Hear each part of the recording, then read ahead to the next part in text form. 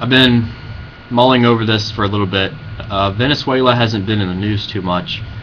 It was all over the press a few years ago. I remember back when Bush was in, that's all they ever wanted to talk about was Venezuela.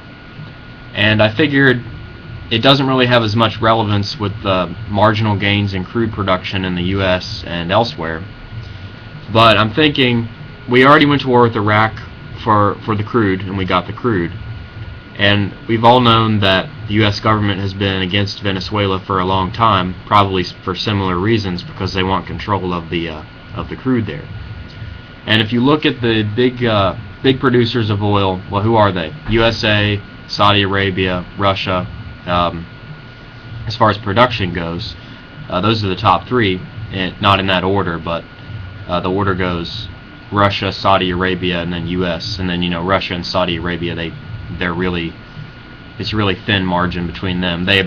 Each of them produce 10 million barrels a day, and then we do a little less than that here in the U.S. Well, those are the big producers, all right. So not only does the U.S. have access to its domestic capacity, but we've also got pretty much a direct line to the Saudis, since we are their big ally. We got Canada to the north of us, big producer. Mexico to the south of us, they're a medium-sized producer too, but they've been having issues keeping their production up due to underinvestment in their industry. So when you look at Venezuela in a context right now, you think the U.S. is pretty well supplied because of all the access we have, all the domestic drilling we're doing, and of course all the overseas sources that we've been invaded or negotiated with to get good contracts for crude oil. But so like I said, Venezuela right now, they have a negligible share of oil production. It's only a few percentage points. But when you look at the big picture, it's not just about production. Venezuela has some of the biggest crude reserves in the world. They've got the same thing that Canada has. They have tar sands. It's the Orinoco Belt tar sands. And by some estimates, they even have bigger reserves than anybody else. Now, tar sands isn't the best thing in the world. So Chavez, he just recently won re-election. He's allegedly been having health issues, and I wouldn't doubt that. It could be natural health issues. Maybe the U.S. government is poisoning him. It's probably natural, but I'm wondering if there ever something would happen to U.S. crude security, maybe our domestic production in the future is not going to be as good as everybody hopes it will be, or say one of our foreign sources is cut off to us for one reason or another. I think Venezuela is the next one to get the U.S. Invasion.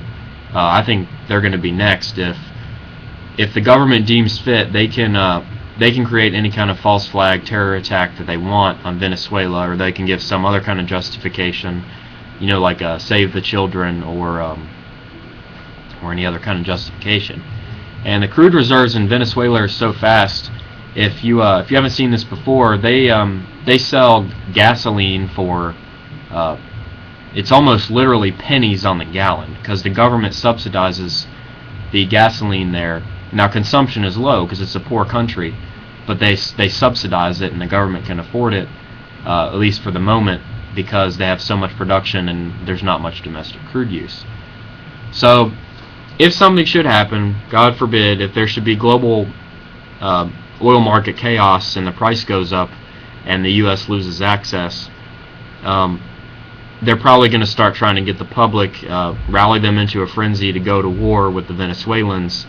And the crude, like I said, crude reserves there are huge. They're at least a few hundred billion barrels of oil. It's in tar sands, but that can be dealt with. It would take some time to get that part of the capacity ramped up and going. But they've already proven that they'll rattle the saber over just about anyone who's got oil. They've done Libya now, Iraq, Iran. They want to get them. They're probably next, even before Libya. And then a lot of African countries, they're trying to go into Uganda. Uganda has 1 billion barrels or two, depending on who you ask. That's not too much in the big scheme of things, but it's a real small country. Shouldn't be too hard for them to infiltrate. South Sudan, what was the whole point of that secession? Well, it was backed by the United States.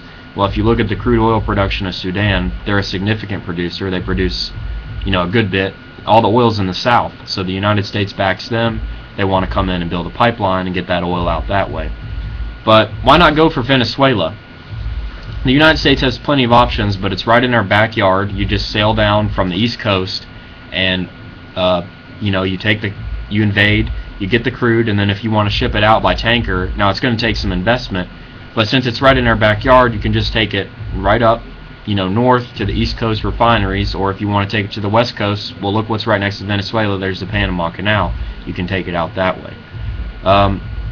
I kind of started thinking about Venezuela today, thinking, well, the media's pushed that out of the equation, but they've been trying to at least destabilize the regime there. The U.S. government and the Western powers have. So I think they see some potential. Either they want to oust Chavez and get somebody unfavorable who will sign oil deals with them, or they could be next on the invasion list. Thanks for watching. I'll keep making videos. Maybe I'll do one on other states that the United States could be looking at in terms of invading in the future. I already mentioned Uganda, South Sudan. There's plenty of African countries. I could name dozens off the top of my head. Thanks for watching. If you like my videos, subscribe. I do a lot of crude oil, natural gas type commentary and foreign policy in general.